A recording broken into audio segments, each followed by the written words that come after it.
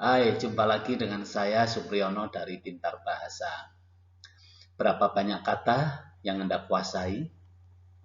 Oke, Anda misal jawab 100, saya akan tanggapi, kenapa tidak 500 sekaligus? Bagaimana caranya? Nah, dengan teknik analogi dan asosiasi. Teknik analogi artinya adalah teknik menirukan bentuk-bentuk kata yang sudah ada menjadi kata-kata yang baru. Tentu baru dalam artian di perbendaharaan kata kita. Apa itu asosiasi? Asosiasi adalah sebuah teknik untuk mengembangkan kata. Dari kita hanya mengenal satu kata menjadi 5, 6, 7, atau 10 kata baru sekaligus. Nah, berikut langkah-langkahnya. Pertama, kita tentukan atau kita pilih satu kata yang kita sangat familiar. Misal, kita sudah sangat kenal dengan kata cantik, beautiful. Tapi kenapa kita tidak sekaligus tahu kecantikan, beauty, mempercantik, beautify, dengan cantiknya, beautifully, ahli kecantikan, beautician. Nah, dengan kata-kata baru tersebut, kita akan mudah mengingatnya karena kita mengelompokkannya dalam satu rumpun, ya, yaitu dari kata cantik. Nah, setelah kita punya kosakata beautiful, ya, terbentuk dari kata beauty kecantikan dan full, aslinya L-nya 2 ya, aslinya penuh kecantikan, maka kita bilangnya cantik. Kalau orang yang sangat terampil atau penuh keterampilan, kita bilangnya skillful. Orang yang dipenuhi keajaiban atau mentakjubkan, kita bilangnya wonderful.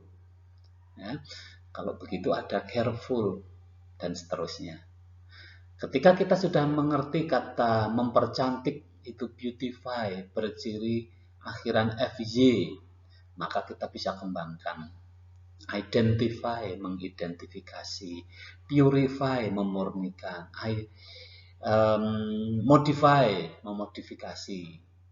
Nullify, menihilkan, dan seterusnya. Nyaris tanpa batas, kan? Nah, kita coba bermain dengan kata yang kita sudah sangat familiar juga. Jadi sekarang kita bisa kembangkan kosakata dengan menambahkan preposisi. Kata put itu meletakkan. Tapi sebenarnya dari satu kata meletakkan ini bisa dikembangkan menjadi menempelkan, memasang. Put on. Put on itu bisa berarti menempelkan sesuatu. Bisa memasang. Jadi kalau saya akan mengatakan put the lamp on the ceiling, maka itu artinya adalah memasang lampu di langit-langit. Put the calendar on the wall, menempelkan. Nah, ketika kita sudah kenal on, maka pasangannya adalah off. Kalau tadi put on menempelkan, memakai atau memasang, maka put off adalah melepas.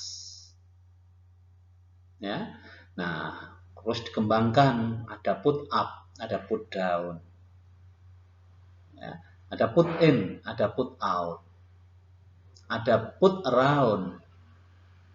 Apa itu put around? Mungkin ada yang bertanya, put around apa ya? Oh, put around itu bisa digunakan untuk tali misalkan. Lilitkan tali ini ke tongkat seperti saat mendirikan tenda waktu camping. Lilitkan, apa itu melilitkan? Put the string, put the rope around the stick.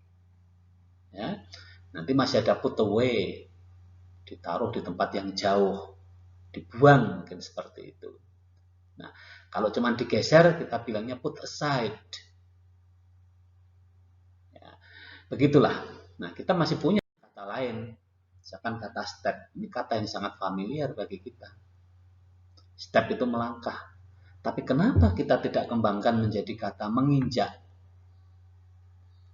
Wait, you are stepping on my foot. Maaf, Anda menginjak kaki saya, step on. Ketika dokter menyilakan pasien untuk naik ke timbangan, maka dia akan bilang put on. Maksud saya step on. Ya. Nah, kalau ada step on nanti ada step off. Jangan injak rumput, alas kaki harus dilepas. Cukup bilang step off. Nah, tentu bisa dikembangkan ada step in, ada step out. Nggak masalah itu ya, kita sudah tahu. Terus bagaimana dengan step up, step down? Juga kita sudah kenali. Naik, turun. Nanti ada step aside. Seseorang berdiri menghalangi langkah kita di depan pintu, maka kita bisa bilang step aside please. Mohon tidak menghalangi pintu. Minggir, step aside. Jangan halangi jalan, step aside. Ya. Bagaimana dengan step away? Nah, ini lebih jauh lagi, bukan cuma 1-2 langkah bergeser, tapi menjauh, step away.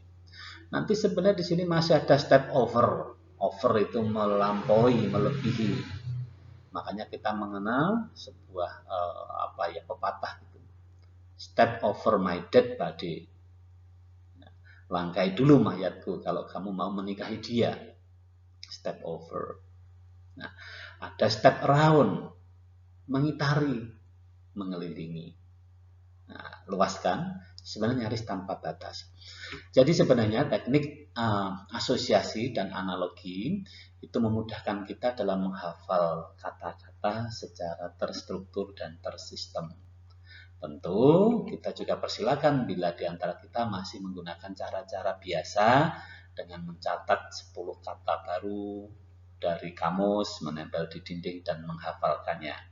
Tapi ketika ada cara yang mudah, kenapa harus pilih cara yang sulit? Semoga bermanfaat. Terima kasih.